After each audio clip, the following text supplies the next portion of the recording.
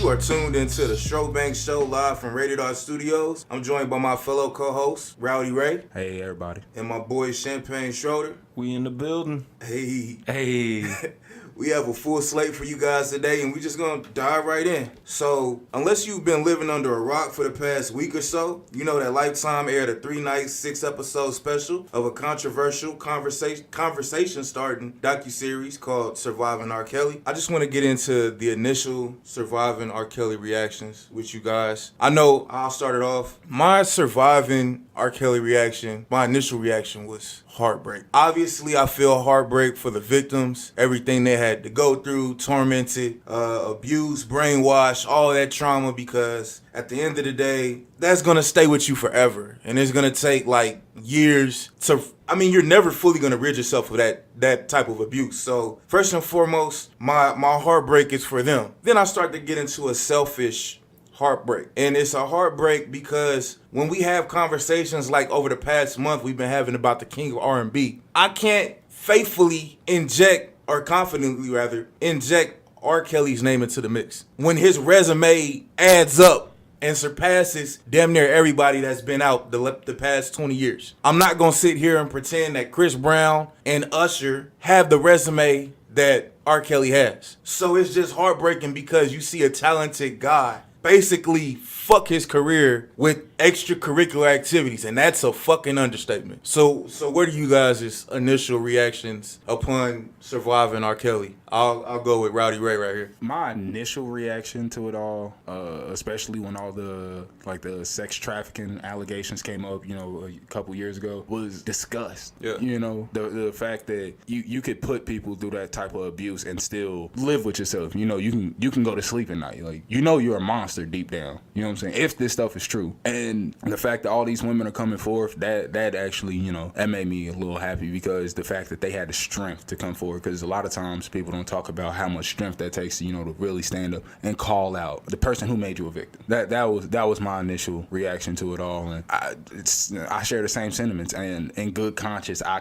have a hard time listening to his music. There's like this black cloud over it now. Yeah. It's forever stained. I can't fully enjoy, I wish, or I believe I can fly. So when little kids are singing that at they, graduation and stuff, I cringe. You know what I'm saying? A lot of his music has gotten cringeworthy. Even though it's still good music, quote unquote, it's still just very cringeworthy. What about you, Champagne Schroeder? Yeah, I totally agree with you with it being kind of cringeworthy. I think the initial reactions to the whole the whole docuseries, just I kind of agree with you. Just the disgust, and it's just like it's just wild. Like when you actually like start to really learn about it, like it's wild. It's crazy. Like I can't really put into words. It's just kind of like shocking, because it's like, especially with him being such a joke, a pop culture joke, throughout, like it's hard like to really face reality, kind of, because it almost doesn't seem like it's a joke. It's not real, right? Like I feel like it makes it that much harder to really like understand the full. But when you see it and it's just crazy. It's hard to put into words. It's just wild. For real. I think the main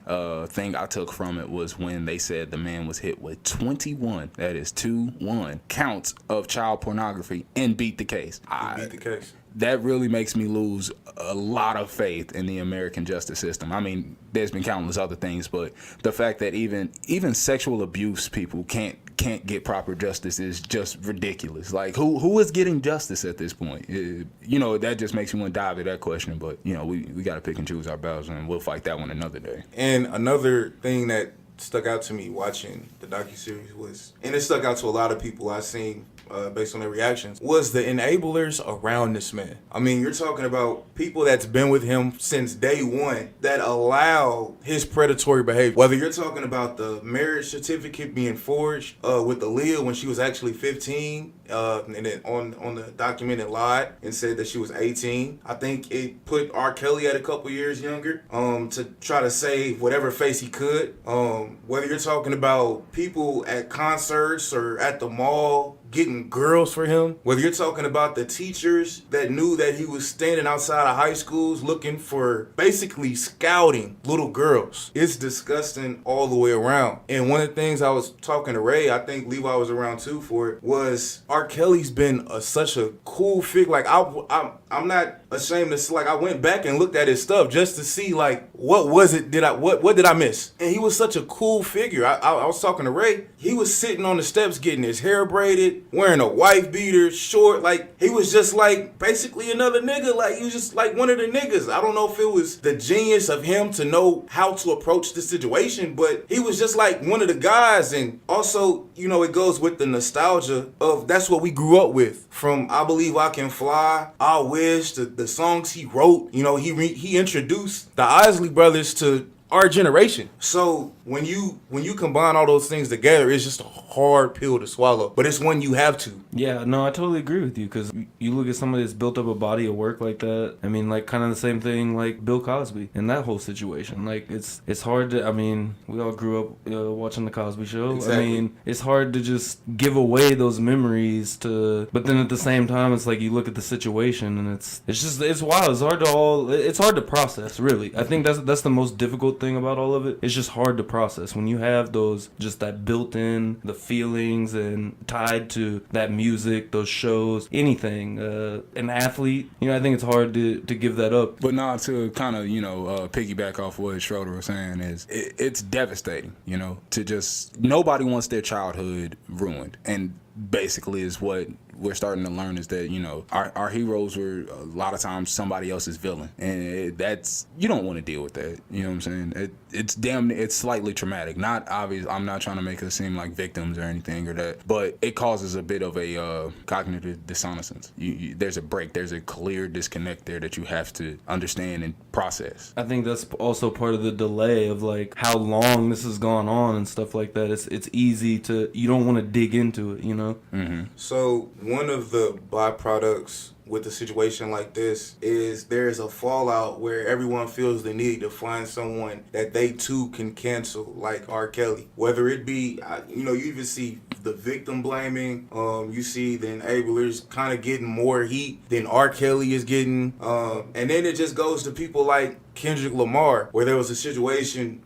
where a lot of people wanted R. Kelly's catalog taken off of streaming platforms like Spotify, and Kendrick Lamar and also XXXTentacion, his catalog was threatened, and Kendrick Lamar said, well, if you're going to take theirs off, you might as well take mine off too. And I'm just paraphrasing. So a lot of people are asking, should Kendrick Lamar be canceled because he quote unquote took up for R. Kelly and XXXTentacion? My personal view on that is, okay, I agree. R. Kelly's a piece of shit. So if you want to take his catalog off there, rightfully so, right? Sure. But if we do that, and I think that there's a bigger issue with a lot of these movements going after figures, because the biggest figures of predatory behavior and abuse towards women are starting to look like black men. Whether you're talking about R. Kelly or Bill Cosby, it's like black men are the face of abuse. And I think that's wrong. I believe the people that's abusing should be locked up. Throw away the fucking key, don't get me wrong. But this is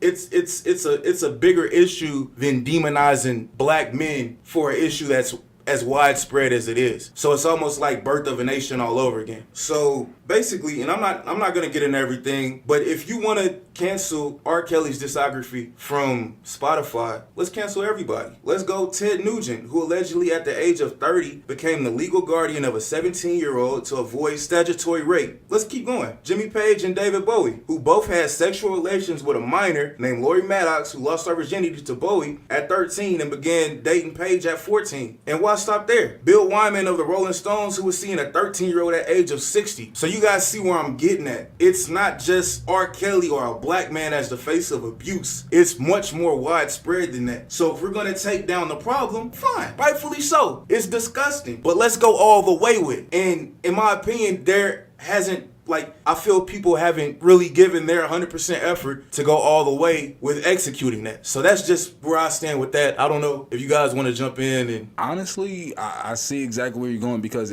this has been a prevalent theme within this nation, is the demonization of the black man. You know what I'm saying? And then, funny thing, you mentioned Birth of a Nation. That was the original name of the movie, where basically it showed the Ku Klux Klan as heroes for a black man who was shown as a sexual deviant. A white man in blackface as a sexual deviant. And that's been a part of America's skewed perception of a black man, is that we're sexual deviants and we must be tamed. We're these wild, virile beasts. And that's not true. That's not the case at all. And it seems as if we're unfairly pigeonholed into this space. And I don't believe we're deserving of it. And there needs to be a change. And it kind of starts with holding everyone accountable. And in no way, shape, or form am I trying to condone these men's unspeakable actions. Say that again, bro. Say that again. I'm not condoning it. I don't condone it. It's not acceptable in any way, shape, or form. But we're talking about equality here, right? That's what I'm. If you're gonna hold one person accountable, you got to hold everyone accountable. Exactly. Because I totally agree with you about the music catalog thing. Because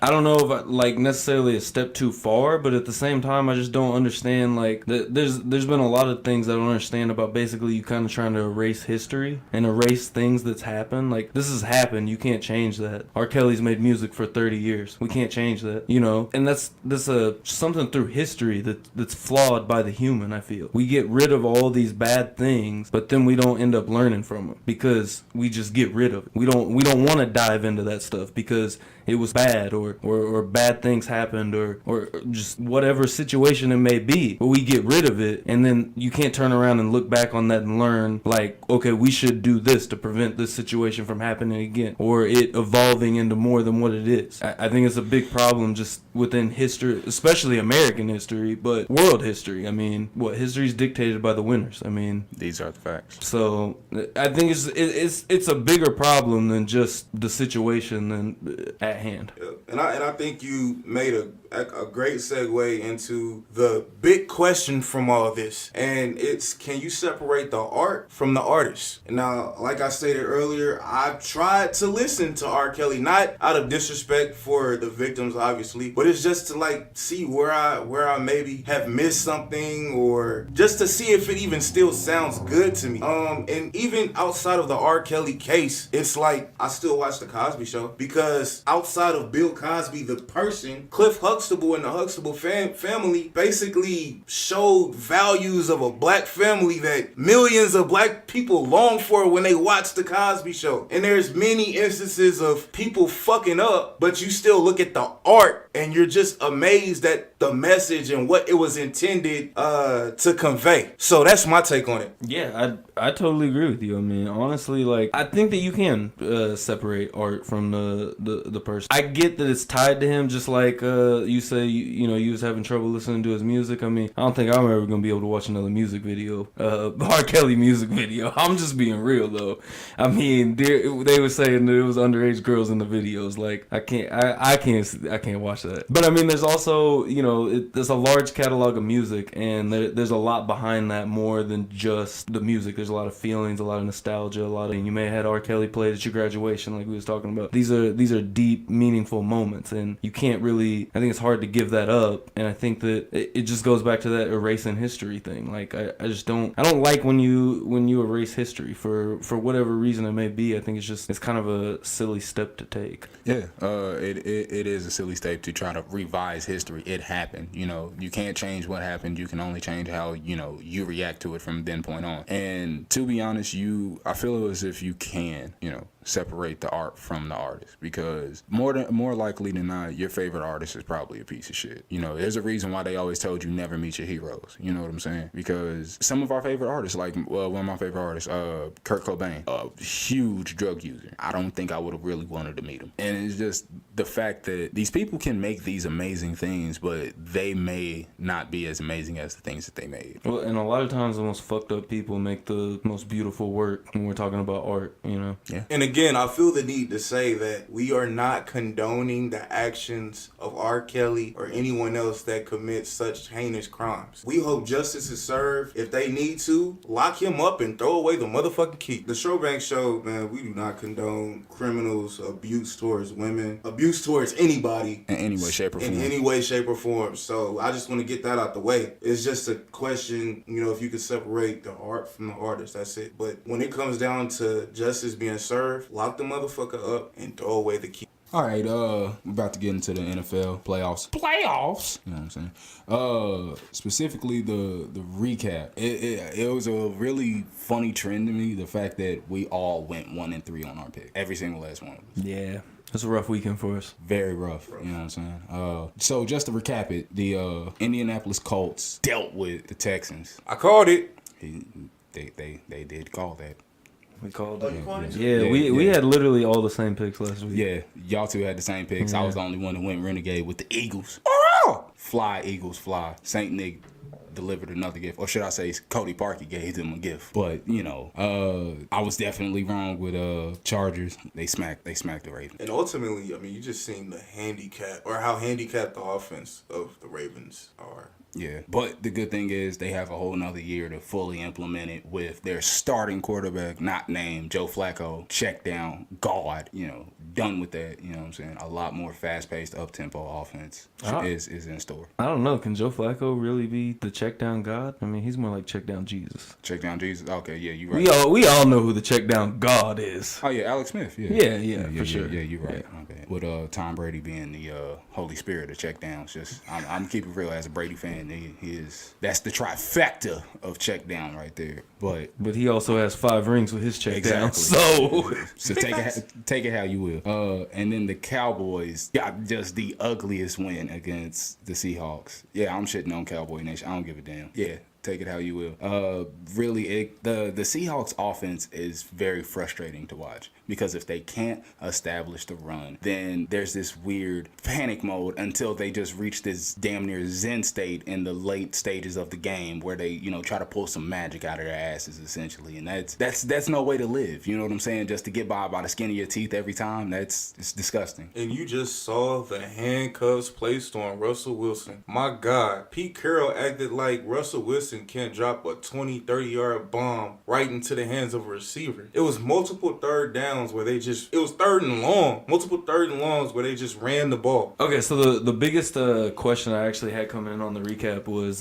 for Ray. I guess both of y'all, but Ray is the one that brought it up last week about Bill O'Brien. Bill O'Brien couldn't get it done. Again, this is his third time getting bounced in the first round. How many years has he been down in Houston? If I'm not mistaken, he's been head coach for the past 5 years. Yeah, because I'm pretty sure he's the head coach that the Chiefs beat. Was it 30 to? I don't remember how much we beat them by. I don't think we shut them out. Nah, it was like 30 to 10. But we beat them handily in Houston. So yeah. What do you do with Bill O'Brien if you're anyone in charge in Houston? I personally say he gets at least one more chance. He finally had a healthy Deshaun Watson for a full season, who was just coming off of ACL tear. So I'd give him one more year if he can get over the hump. Yeah.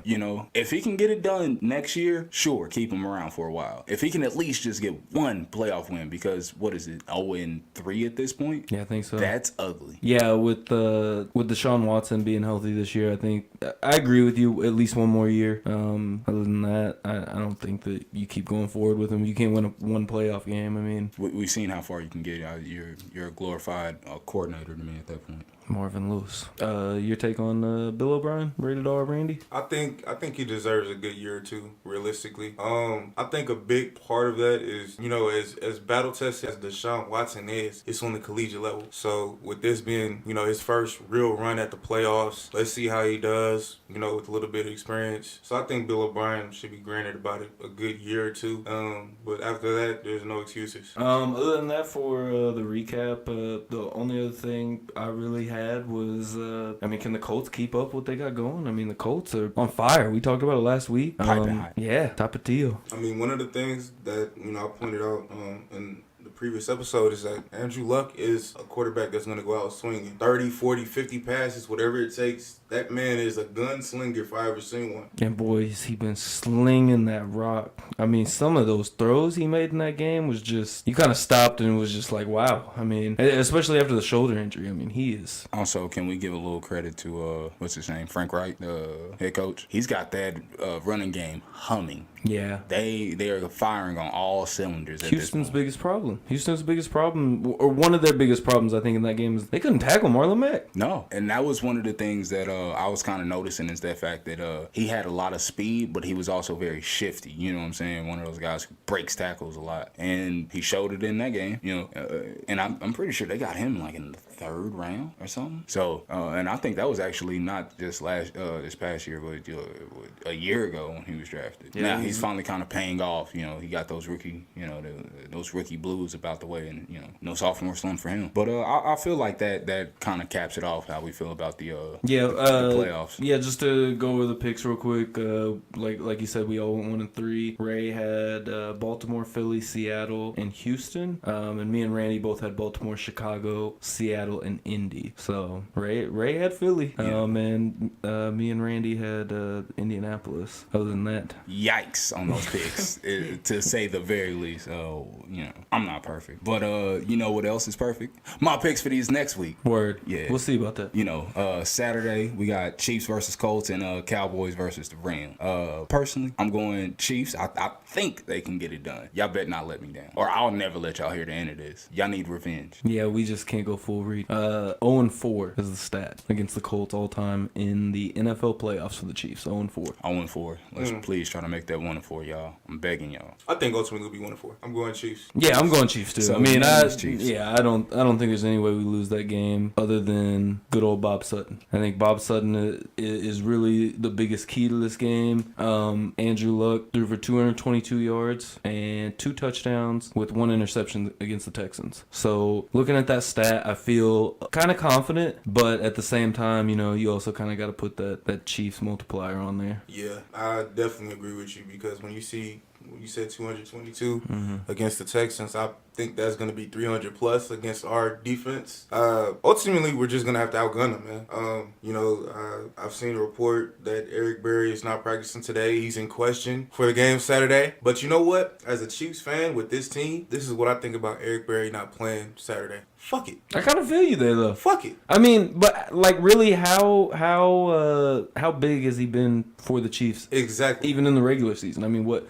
He played, I think, 30 snaps against the Chargers. He played, it was a little over 60 snaps against the Seahawks. Didn't play the 4th quarter, and then didn't play against the Raiders. He's only got 2 games under his belt. Exactly. I don't see why, as Chiefs fans, we all feel like Eric Berry has to be there for us to win. He doesn't. I mean, we've won 12 games, and Eric Berry was a part of none of those wins. With Eric Berry in the lineup, the Kansas City Chiefs are 0-2. So I totally agree with you. As long as it's not Sorensen out there on the field, I'm cool with anyone else they want to throw out there. Sounds like those cold hard Coors Light facts. And with Eric Berry, I'm not denouncing. He's a tough guy. Came back from cancer, ACL, Achilles. So we know he's a tough guy. I'm not saying fuck it from the standpoint that he's not important. Obviously, he'll make the defense a little bit better. But I think our biggest concern, or our bigger concern, should be, is Sammy Watson going to play? Because our key to victory is our offense, not our defense. Our defense is going to be weak no matter who plays. So let's go full gung-ho on offense and let it fly. When Sammy Watkins plays, even though I believe he's being overpaid, but that's another conversation for another day, he's a decoy, and our receivers get wide open when Sammy Watkins is on the field. So I believe, he's a big X factor for our team. For sure. Yeah, that's huge. Sammy Watkins is huge on the field. I mean, when he's out there, he makes the rest of the offense better, whether he's catching the ball or not, whether, he's drawing defenders to him. I think Sammy Watkins is a big part. And especially with Sammy Watkins in the lineup, I mean, just look at offense to offense. I mean, you've got receiving core-wise, you've got Tyreek Hill, Sammy Watkins, and in the middle, you got Travis Kelce. On the other side of the football, they're not out doing that. T.Y. Hilton, Dontrell Inman, and... take your pick of either Jack Doyle or Eric Ebron. Yeah, Eric Ebron, yeah. Who's had a career year. He's finally being the guy that they wanted him to be in Detroit, but, Detroit doesn't have such luck. Yeah, Detroit doesn't get nice things. No, unfortunately.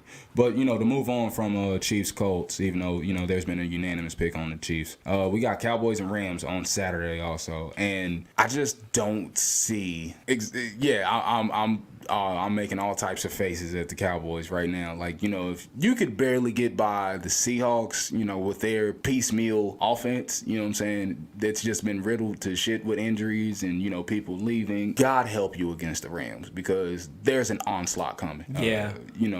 Pick your poison. You want them to, beat you with Robert Woods, or do you just want to get ran all over with Todd Gurley? The Cowboys got their one. They got their one. Everybody gets one. Yeah, everybody gets one. But looking on the other side from possibly, them winning, LA does not defend the run well. No. And Ezekiel Elliott could have a field day with that defense, but like we said last week, it's about quarterback play. I don't trust Dak Prescott. Not the way I would trust Jared Goff. I mean, Dak Prescott is not on the same level as Jared Goff, I don't think. I feel like that's a little debatable. Personally. Definitely debatable, but I'm just saying in this situation, I've seen, I guess for what I mean is I've seen Goff with more composure than I think I've seen Dak with.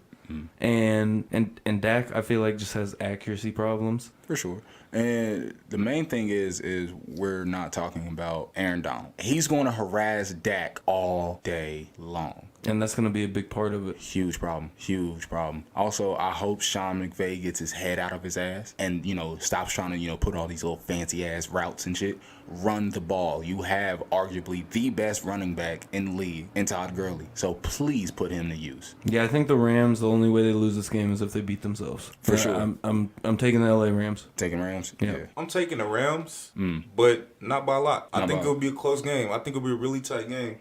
More than people expect, because if the Cowboys can carry their defense to LA, Jared Goff does not like gritty defenses. He's shown in, this season, whether it be against the Saints or the Bears, good defensive play kind of deters him a bit. So, I think from that standpoint, and then you've seen Todd Gurley struggle a bit with good defenses. So, we'll see. I think it's going to be tighter than most people expect. Yeah, I'm not expecting actually, you know what? I see this game going two ways. Either a very close back and forth game, or it's just going to be an absolute blowout. That's just the way I see it happening, because I don't feel like there is a middle ground with these teams. I totally agree with you, and all it takes is one turnover. One strip sack from Aaron Donald, what's his name? Leighton Vander Esch, picking off a ball, right across the middle. Exactly. On an errant throw. Exactly. That's all it takes. But, so, another unanimous pick for the boys, Rams. Everybody's going Rams. To go back to the previous game, the Chiefs and Colts game, the only thing I was going to add to that was that the Chiefs are favored by 5 points, which is the most out of anyone this weekend.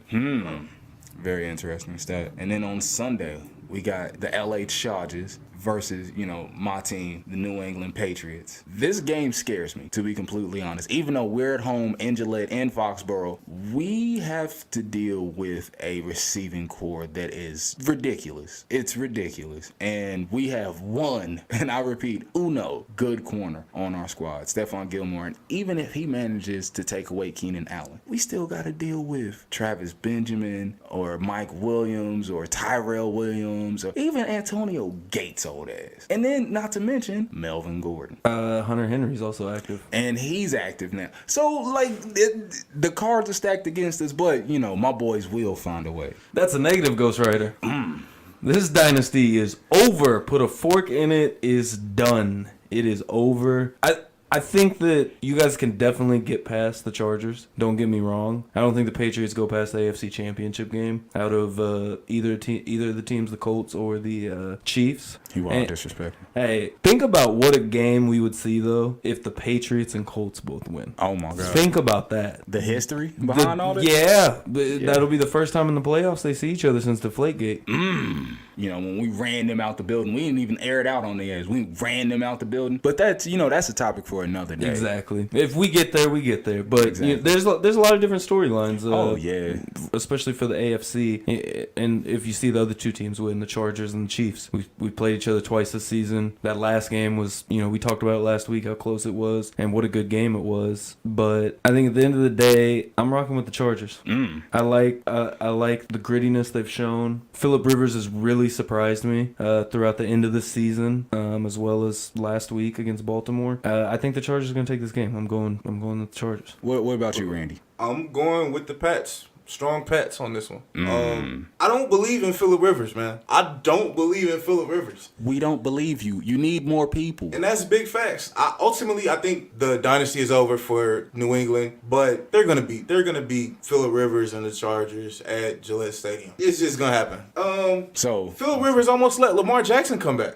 let's talk about it. And that's an inept offense, especially that day. That's an inept offense. They can't put points on the board. They play through defense. Phillip Rivers, at the end of the day, no matter what type of problems the Patriots have at receiver, they still have Julian Edelman. They still have Gronkowski. Facts. They still have Tom Brady. Facts. And they're still playing under the Belichick system. And I believe that's good enough to beat Phillip Rivers and the LA Chargers. That's also big facts. So you looking like the odd man now, Schroeder? Yeah, I'm not seeing it. Injury-riddled Edelman, a shell of himself, Gronk, and a quarterback that's pretty much playing by himself. All right, I'll take it. And later that day, we got the Eagles versus the Saints. Now, if you was paying attention last week, I picked the Eagles. I knew. Ray knows. And I'm going with the Eagles again. I think Saint Nick can drop off another gift. It ain't looking so breezy out there. It ain't easy being breezy. Show ain't.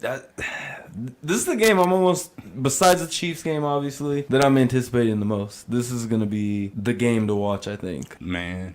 That Eagles team, it's, they've been counted out left and right, and Nick Foles just keeps on charging. This keeps going. It's crazy. And the way that game went on last Sunday night between the Bears with the Bears, I mean, it's really magic. I mean, it really, that's all I can really explain it as. Exactly. It really is magic. And I think they've kind of sold me. I'm kind of with you on that. I think they might go into the Dome and knock off Breeze and the Saints. Because you got to remember, too, this is the team that was talking big shit at the beginning of the season. I'm talking about the Saints, talking about how if they had seen them in the NFC Championship last year, they would have smacked the shit out of the Eagles. They would have ran all over them, blase. Now's the time to prove it. Can you do it? And Alvin Kamara, one of my favorite players, was talking all that shit. So if he don't show up Sunday, that's a derogatory mark. I'm gonna go with the Saints, but I wouldn't be surprised if the Eagles won. Eagles, their defense just comes together like no other, especially in the playoffs. Nick Foles, you know what he can do. It's gonna be tough, man. But I'm gonna go with Drew Brees in the Dome. You know what? I'm making a wager. If they end up going to the NFC Championship, I'll call him by his other nickname on the podcast. Fair enough. Yeah, because if you know me, I despise that nickname like no other. It's just deplorable to me. Big Dick Nick. You gross motherfucker, you. Yeah. I was wondering what he was talking about. Yeah, that name is gross. That is a dirty word. Filthy. Dirty word for the dirty bird. So what we got unanimous picks for the Chiefs, unanimous picks for the Rams. Myself and Randy going with the Pats, Schroeder going with the Chargers, me and Schroeder going with the Eagles, and Randy going with the Saints. All right, moving on from the NFL completely now, we're going to shift our attention to the world of mixed martial arts. And we got a few stories coming out of UFC 235 that's been announced this week, a few different fights on it. Exciting fights. The main event going to be John Jones versus Anthony Lionheart Smith for the light heavyweight championship. So John Jones kind of getting back in there pretty quick on March 2nd. I think it's the best fight to make right now for John Jones, especially with the quick turnaround he wants. Other than that, you got Corey Anderson. Right, and I talked about this on the last one. I'm just not excited about that matchup. Yeah, do you really want to see that fight rather than, Lionheart he's coming off of 3 straight knockouts at least? I'm pretty sure, yeah. Rashad, Shogun, and Edsmir. Yep.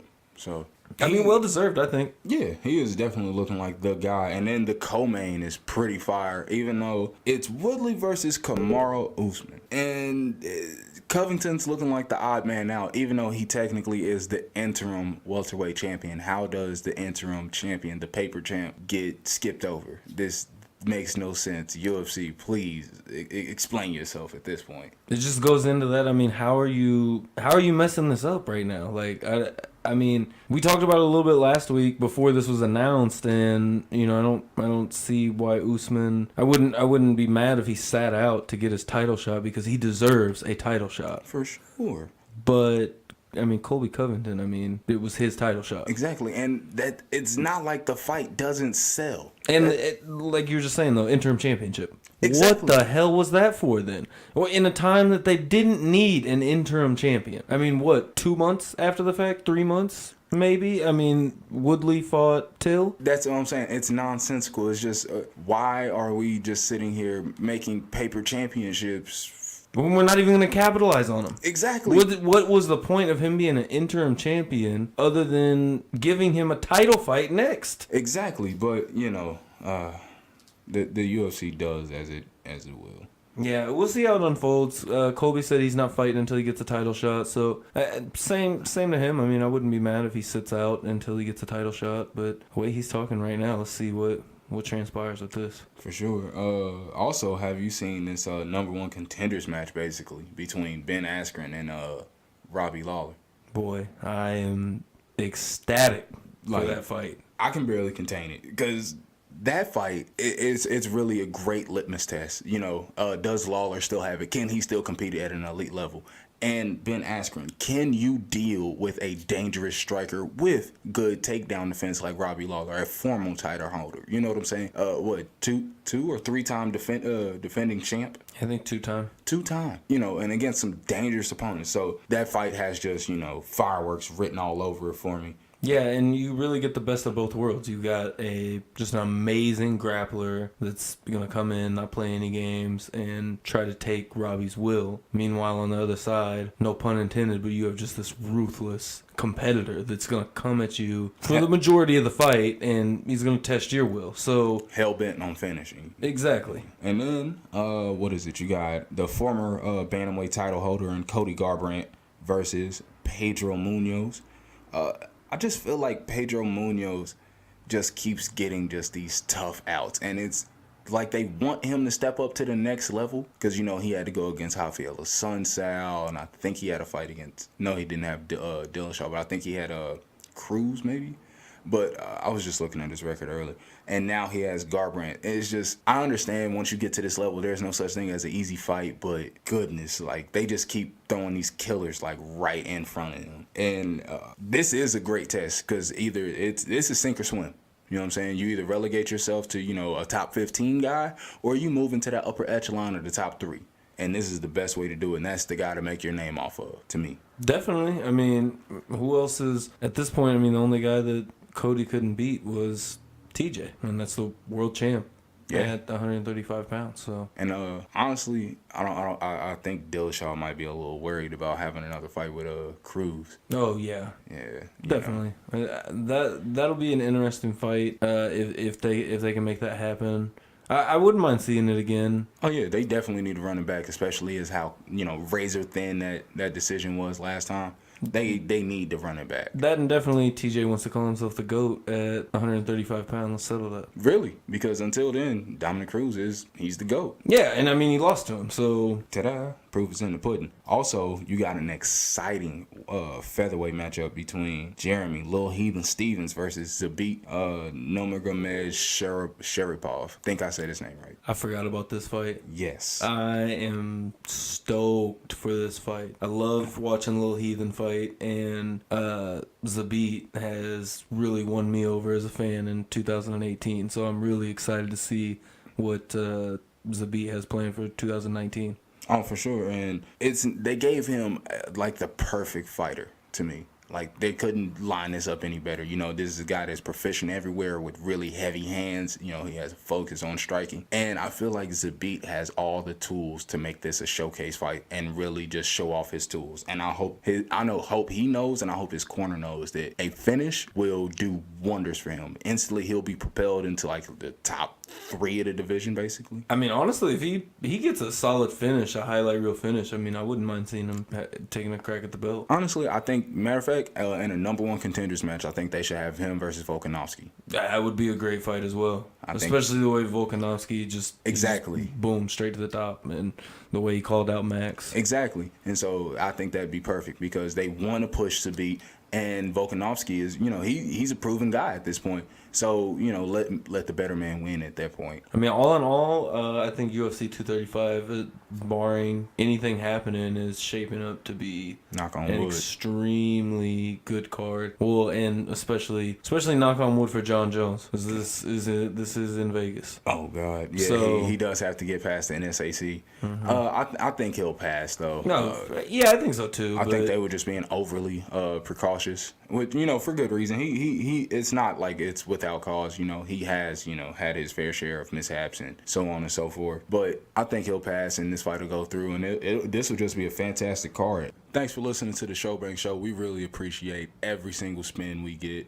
You don't understand how much we appreciate this all. We went into this with no expectations, and so whatever we get, we greatly appreciate it. We're thankful for you all. Again, thank you for listening to this episode. Go and follow us on social media, Twitter and Instagram, as well as like us on Facebook, all at Schrobanks, SCHROBANKS.